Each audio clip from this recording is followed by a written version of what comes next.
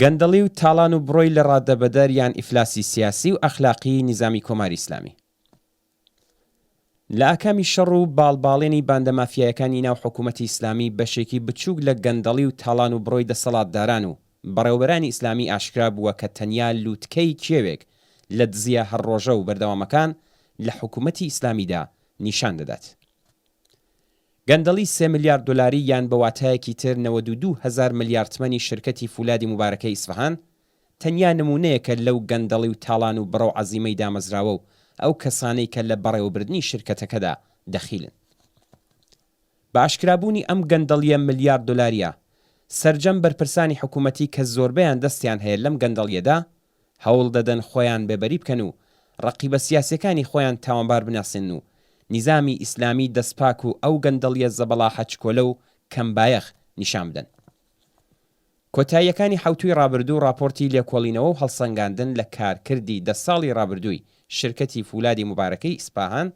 سەرنجی خەڵک و ڕاگەیاندنەکانی بۆ لای خۆی ڕاکێشا.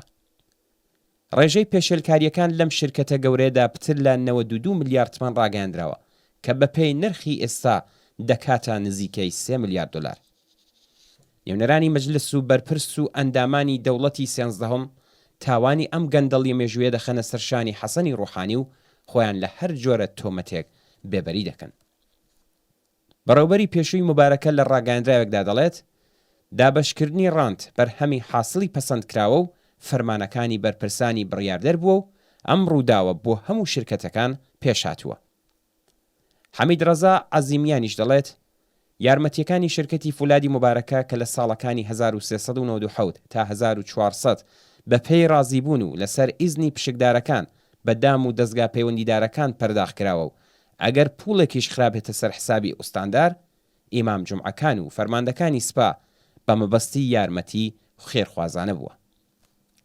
عەلی خامنەئی سەبارەت بەم گەندەڵیە هیچی نەوتووە، بەڵام 11 مانگی ڕەزبەری 1390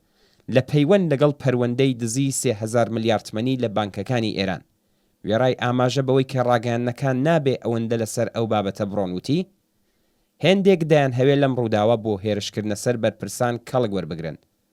دانی چەندین ملیارد تمەن بەرتیل بە دەفتەری ئیمام جومعەکان و ستادی بەڕێوەبەرایەتی نوێژی جومعە، حەوزەی عیلمیە و بنیادی غەدیر چەند نمونەیەکی تری سپیکردنەوەی پوڵ و پێشێلکاری شرکەتی فولادی مبارەکەن. لەم ناوەدا تەنیا بۆ شاردنەوەی و سەرپۆشدانان لەسەر ئەم پێشێلکاریە و هەروەها بە مەبەستی پێشگرتن لە پرۆسەی لێکۆڵینەوەی و بەدواداچوون پتر لە 22 ملیارد تمەن پوڵ بە دەنگ و ڕەنگ و نزیکەی 470 ملیۆن تمەنیش بە هێندێک لە حسابە تویتێرەکان پەرداخ کراوە.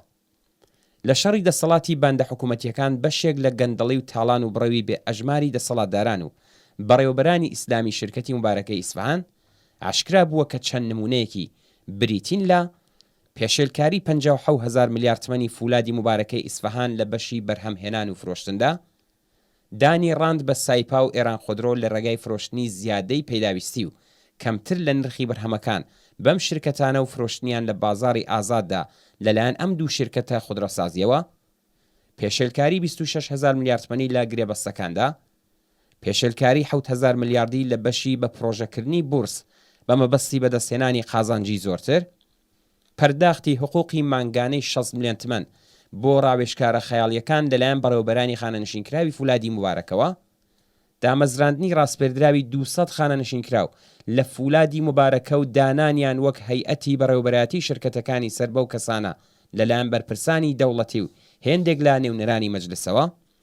حەقدەستی 77 ملیۆنی بەڕێوەبەری پەیوەندیە گشتیەکان، 170 ملیارد تمەن هەزینەی کڕینی کۆت و شەڵوار و ماشین و ئوتکۆڵۆن بۆ بەڕێوەبەرانی دەوڵەتی، 3 ملیارد تمەن حەقدەست بۆ بەڕێوەبەر و بڕێکیش پوڵ بە مەبەستی بەلا ڕێدابردنی پرۆسەی لێکۆڵینەوە بەدادواچوون و بەستنی گرێبەست لەگەڵ کەزیان کۆمەڵەکانی سەر بە بەرپرسە سیاسیەکان و کەسانی نزیکی خۆیان لەوانە هاوسەری واعزی بەرپرسی دەفتەری سەرۆک کۆماری وەخت، عەباس ئاخوندی وەزیری پێشووی ڕێگاوبان و ئاوەدانکردنەوە،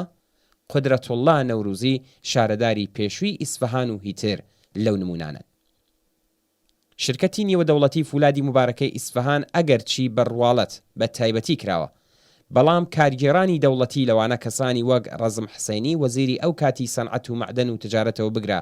تا ئیسحاقی جەهانگیری و واعزی بەرپرسی دەفتەری ڕۆحانی دەور و نەخشێکی بەرچاویان تێدا بووە. ئەگەر چی لە سایەی نظامی فەقێدا ئەم پەروەندانەش وەک پەروەندەکانی تر سەرەتا بە پرۆسەی شەڕ و ململانەی باڵ و باندە جۆراوجۆرەکاندا تێدەپەڕێت، دواتر بە کەڵک وەرگرتن لە تاکتیکی کێبوو من نەبووم، کەسە دەستڕۆشتووەکانی سەر بە حکوومەت لە پەروەندەکە لا دەبرێن و لە کۆتاییدا ئەم پەروەندەیە بە ناوی چەند قوربانیەک تەواو دەبێت، بەڵام خودی ئاشکرابوونی ئەم گەندەڵیە عەزیمە لەو ئاستەدا نیشانەی ئەو پەڕی کارەساتێکە کە سەر تاپای ئەم دەسەڵاتەی داگرتووە. حکوومەتی ئیسلامی کە یەکێکە لە گەندەڵترین حکوومەتەکانی ئێستای جیهان، نەڕاگەیاندن و میدیایەکی ئازادی هەیە کە بتوانن راپۆرت لەسەر ئەم گەندەڵیانە ئامادە بکەن و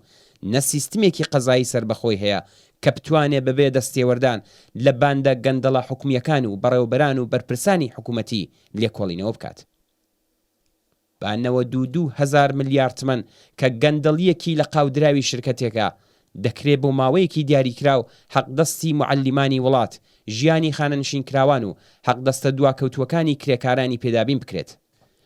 بە 3 ملیار دلار گەندەڵی شرکەتی مبارەکە دەکرێت مەدرسەکانی وڵات نوێژن بکرێنەوە، ڕێگاوبانەکان ئەمتر بکەن، هەلی کار پێک بێن و ئاوی پێویست و تەندروست بۆ خەڵک و وەیان دەرمانی پێویست بۆ ملیۆنان نەخۆش دابین بکەن.